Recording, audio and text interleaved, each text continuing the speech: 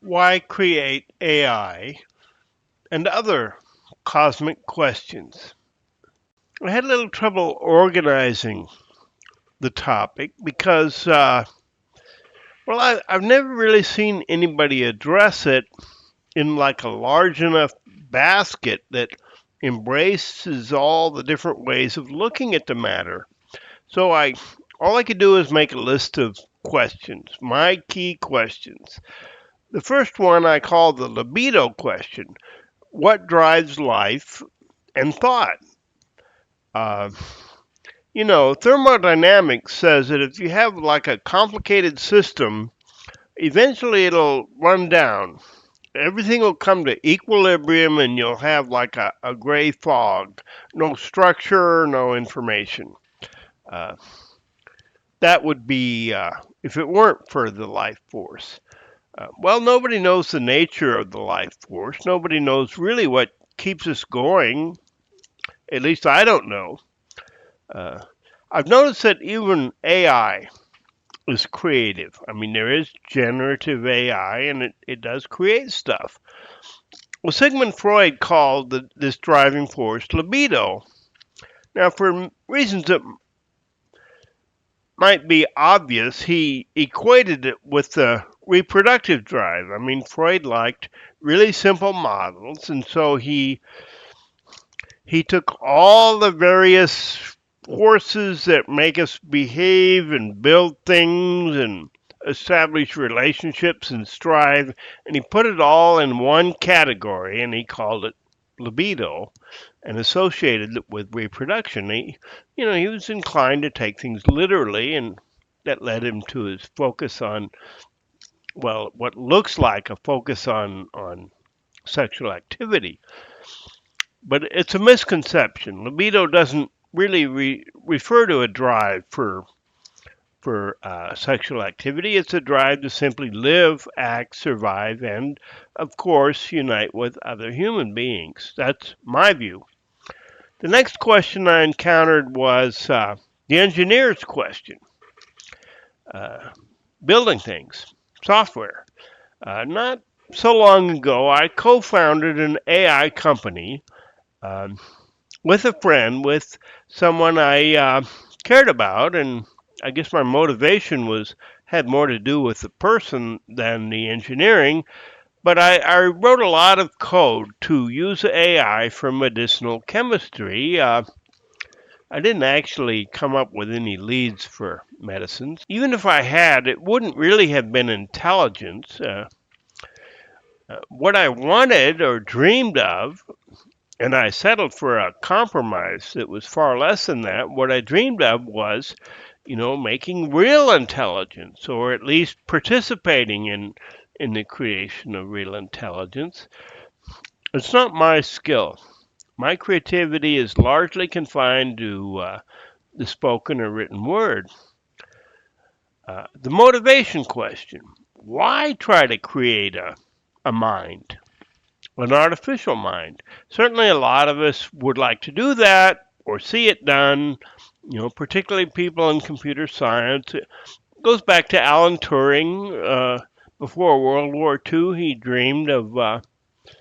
invented the Turing test to determine whether there was artificial intelligence. Well, obviously, it's a compelling goal, but I'm no closer to really understanding why the goal of creating artificial intelligence is so compelling. Uh, okay, so I've got these big cosmic questions, and there's more. I'm going to give you some more. Why wrestle with them?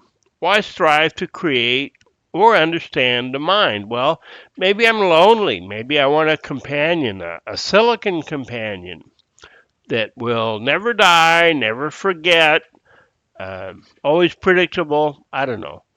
Maybe it's passion, some passion for.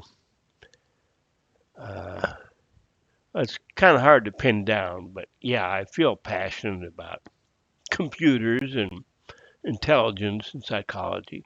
Maybe it's idealism, the idea that an artificial mind might not have some of the flaws that humanity seems to exhibit. Maybe it's stubborn resistance or hatred of ignorance. I don't like that we don't really understand what is the nature of thinking.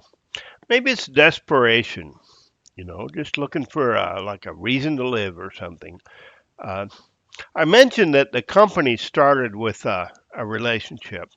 So, yeah, love, maybe that's part of the motivation to create AI or relationships to individual people.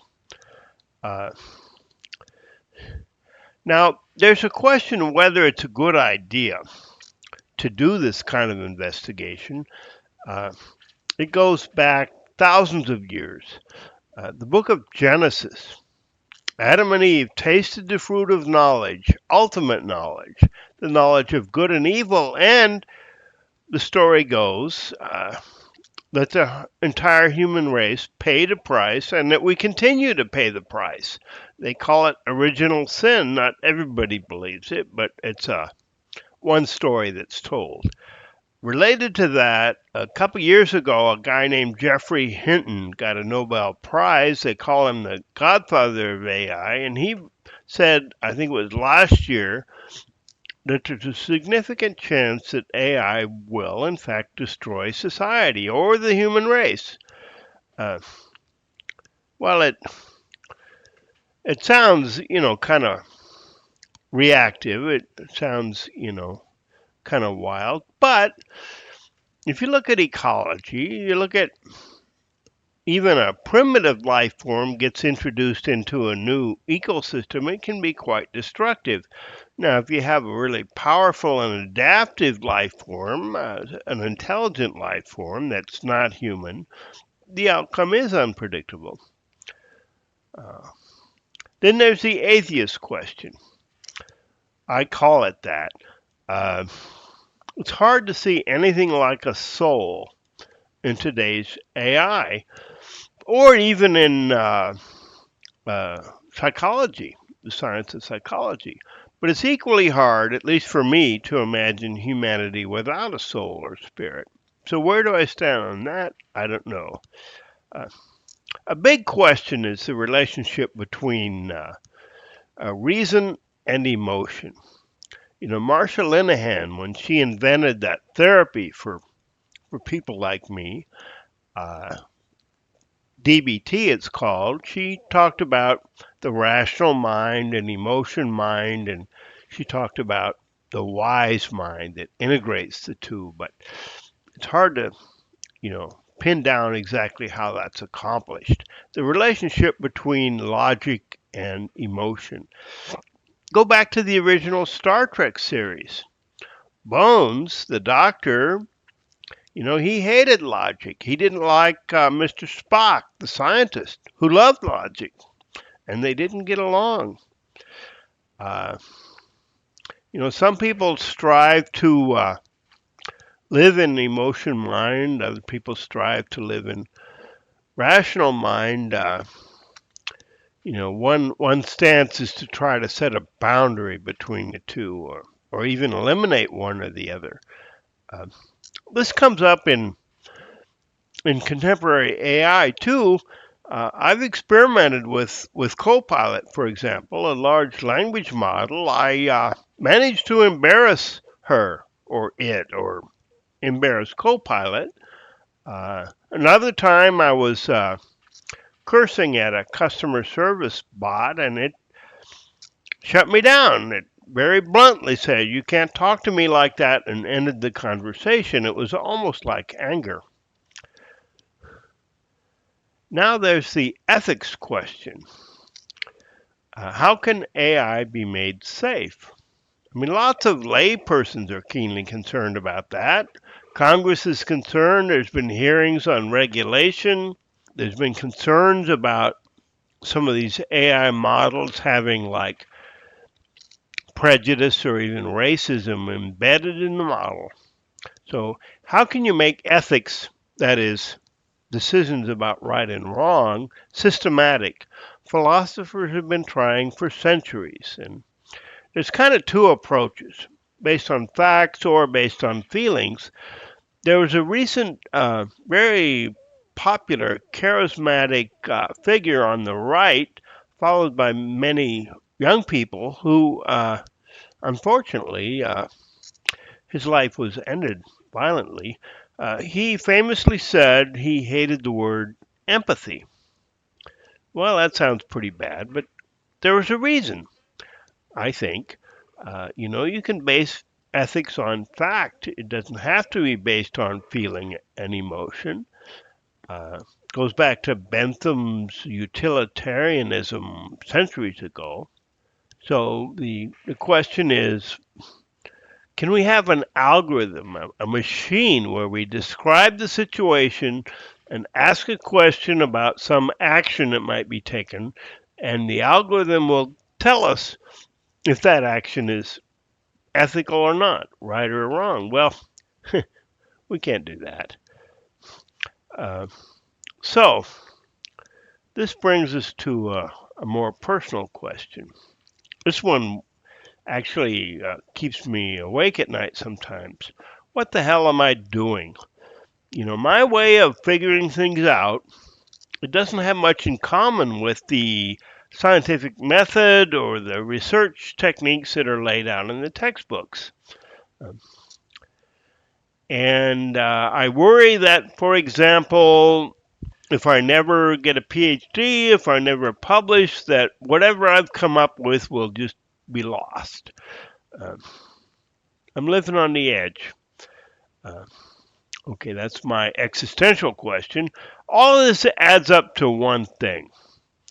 What is mind? That's really the that's the basket that should contain all these seemingly unrelated questions. Uh, okay, so if you've gotten to the end of this video, I congratulate you on your patience and your faith.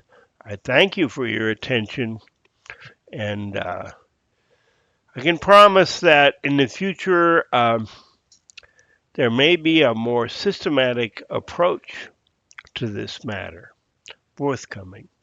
Thank you. Good night from Flagstaff International Airport in northern Arizona.